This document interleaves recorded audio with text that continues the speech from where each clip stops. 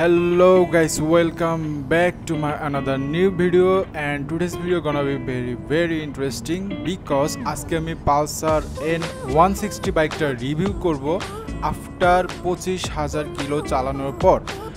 এই বাইকটা 25,000 কিলো চালানোর পরে রিভিউতে যাচ্ছে, অ্যান্ড এই বাইকের কি খারাপ দিক আছে, কি ভালো দিক আছে, এবং এই বাইকটার ওভারঅল পারফরমেন্স কেমন, এবং এই বাইকটা এখন কেনা ঠিক হবে কিনা সব কিছু জানাবো আজকের এই ভিডিওতে।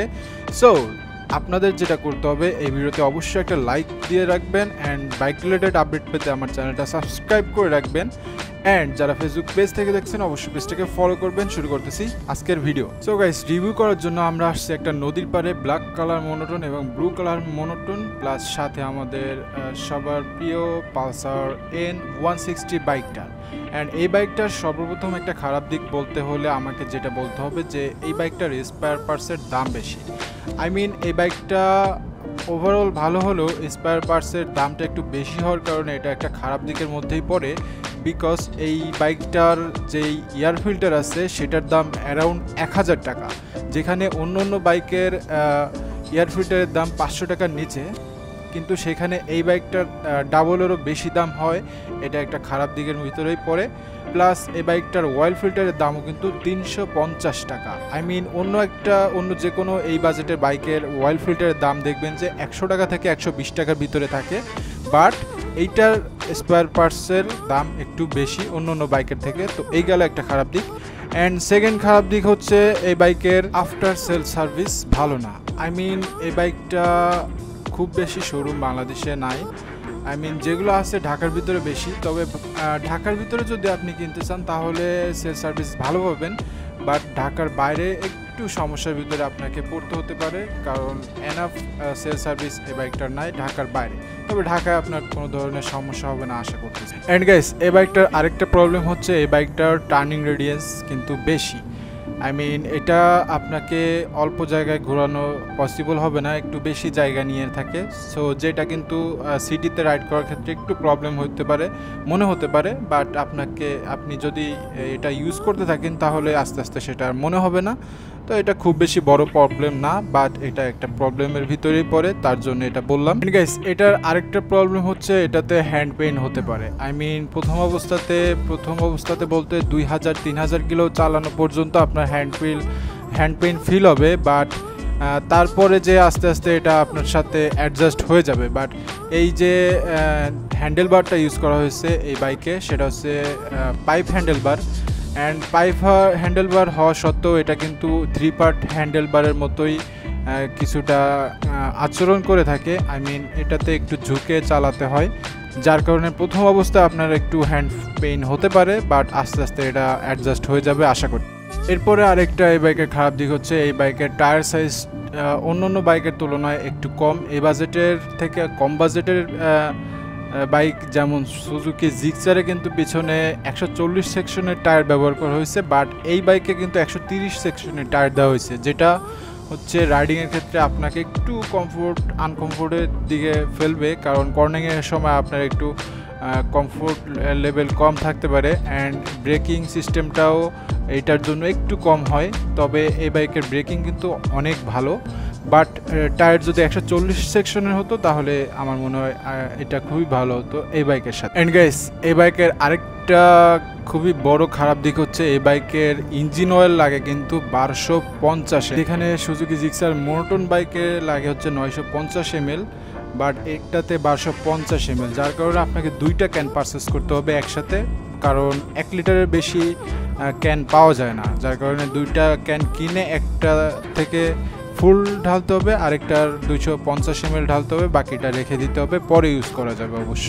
অ্যান্ড গাইস, ফাইনালি এবার আসে হচ্ছে এই বাইকের ভালো দিকগুলো আলোচনা নিয়ে। অ্যান্ড গাইস, খারাপ দিকগুলো শুনে হতাশ হওয়ার কিছু নাই, কারণ এর ভালো দিকগুলাই সবথেকে বেশি, অ্যান্ড যেটার কারণে 25,000 কিলো পর্যন্ত কিন্তু এই বাইকটা চালানো হয়েছে। অ্যান্ড এই বাইকটার ভালো দিকগুলোর ভিতরে ফার্স্টেই বলতে হচ্ছে এই বাইকটার ব্রেকিং। গাইস, এই বাইকটার ব্রেকিং যথেষ্ট ভালো, কারণ এতে ব্যবহার করা হয়েছে ডুয়াল চ্যানেল এবিএস। আপনার সামনের চাকাও এবিএস এবং পেছনের চাকাও এবিএস, যার কারণে আপনি খুবই ভালো একটা ব্রেকিং কমফোর্ট হিসেবে এই বাইকটা রাইড করতে পারবেন। আপনার ব্রেকিং নিয়ে কোনো ধরনের মাথা ব্যথা বা টেনশন করার প্রয়োজন পড়বে না। এই বাইকটার ডুয়াল চ্যানেল এবিএস থাকার কারণে কিন্তু আপনি ব্রেকিংয়ে এক্সট্রা একটা কনফিডেন্স পেয়ে যাবেন, যার কারণে আপনি নর্মালি হোক বা ইমার্জেন্সি সিচুয়েশনে হোক আপনি ব্রেকিংয়ে আপনার কোনো ধরনের ঝামেলা পোহানোর প্রয়োজন পড়বে না। সেকেন্ড যে ভালো দিকটা বলতে হয় সেটা হচ্ছে এই বাইকটার লুক। এই বাইকটার লুক কিন্তু অস্থির লেভেলের এবং একটা স্পোর্টি ফিল দেবে এই সামনের হেডলাইটটার কারণে। কিন্তু এই বাইকটা খুবই সুন্দর লাগে, অ্যান্ড এই বাইকটা কিন্তু দূর থেকেও খুব সুন্দর লাগে। যখন প্রথম বের হয় এই বাইকটা কিন্তু সবার ক্রাশ ছিল। সো পালসার লাভাররা অবশ্যই কমেন্ট করবেন আপনার কাছে এই বাইকটা কেমন লাগে, অ্যান্ড এই ভিডিওতে অবশ্যই একটা লাইক করে দিবেন, চ্যানেলটা সাবস্ক্রাইব করে রাখবেন। That's it my request. And page থেকে যারা দেখছেন ফেসবুক পেজটাকে অবশ্যই ফলো করে রাখবেন। ঠিক আছে, এরপরে যে ভালো দিকটার কথা না বললেই নয়, তাহলে এই বাইকটার হেলমেট। বাংলাদেশে এই ধরনের যত বাইক আছে সব থেকে বেশি আলো দেয় এই বাইকটার হেডলাইট থেকে। এই বাইকের হেডলাইট আপনাকে হাইওয়ে এবং সিটি রাইড সবখানে যথেষ্ট স্যাটিসফাইড করবে। আপনাকে আলাদাভাবে ফগ লাইট লাগিয়ে মামলা খাওয়ার প্রয়োজন পড়বে না, কারণ আমি আগে বলছি যে এই বাইকটার হেডলাইটের আলো বাংলাদেশের যত বাইক আছে সব থেকে বেশি। এটাতে প্রজেকশন হেডলাইট ব্যবহার করা হয়েছে, যার কারণে আলো নিয়ে আপনাকে কোনো ধরনের দুশ্চিন্তার প্রয়োজন পড়বে না। গাইস, এই বাইকটার আরও কিছু ভালো দিকের ভিতরে এই বাইকের ক্লাস কিন্তু অনেক সফট অন্য বাইকের তুলনায়। ক্লাস নিয়ে আপনাকে কোনো বিড়ম্বনায় পড়তে হবে না, ক্লাসটা অনেক সফট। প্লাস এই বাইকটা লং রাইডের ক্ষেত্রেও কিন্তু খুবই ভালো পারফরমেন্স দেয়। আমি এই বাইকটা একটানা 200 কিলো পর্যন্ত রাইড করছি উইদাউট এনি রেস্ট। অ্যান্ড এটা কিন্তু অন্য বাইকে যেরকমটা হয় যে ছেড়ে দেওয়া একটা ভাব থাকে, অনেকক্ষণ রাইড করলে পাওয়ার লুজ হয়। এই বাইকটা কিন্তু সেরকম ধরনের কোনো সমস্যা আমি পাইনি। এটা দিয়ে আপনি লং রাইড করতে পারবেন অনায়াসে, এবং এটাতে কিন্তু ইঞ্জিন ওভারহিট হয় না, বিকজ এই বাইকটাতে কিন্তু অয়েল কুল ইঞ্জিন ব্যবহার করা হয়েছে, যার কারণে ইঞ্জিন খুব বেশি হিট হওয়ার প্রবলেম সেটা থাকে না। ইঞ্জিন খুবই দ্রুত ঠান্ডা করতে পারে, প্লাস এটার কারণে কিন্তু আপনি খুব স্মুথ রাইড এক্সপিরিয়েন্স পেয়ে যাবেন। প্লাস এই বাইকের কিন্তু রেডি পিকআপও খুবই ভালো, আপনি অনায়াসে যে কোনো বড় গাড়ি, বাস অথবা ট্রাক কিন্তু ওভারটেকিং করতে পারবেন ইজিলি। অ্যান্ড গাইস, আরেকটা ভালো দিকের ভিতরে এটার কিন্তু এক্সস্টের সাউন্ডটা কিন্তু আমার কাছে বেস্ট লাগে, কারণ এটা কিন্তু একটু ব্যাজ আছে। আপনাকে কষ্ট করে মডিফাই করার প্রয়োজন হবে না, এটাই কিন্তু ব্যাজ আছে, যার কারণে আপনাকে মডিফাই ছাড়াই বাইকটার সাউন্ডটা কিন্তু অস্থির লেভেলের একটু স্পোর্টি ফিল আপনাকে দিতে পারবে। প্লাস এই বাইকে কিন্তু টায়ার গার্ড, ইঞ্জিন গার্ড আগে থেকেই ইনস্টল করা থাকে, যার কারণে আপনাকে এক্সট্রা খরচ করে ইনস্টল করার প্রয়োজন পড়বে না।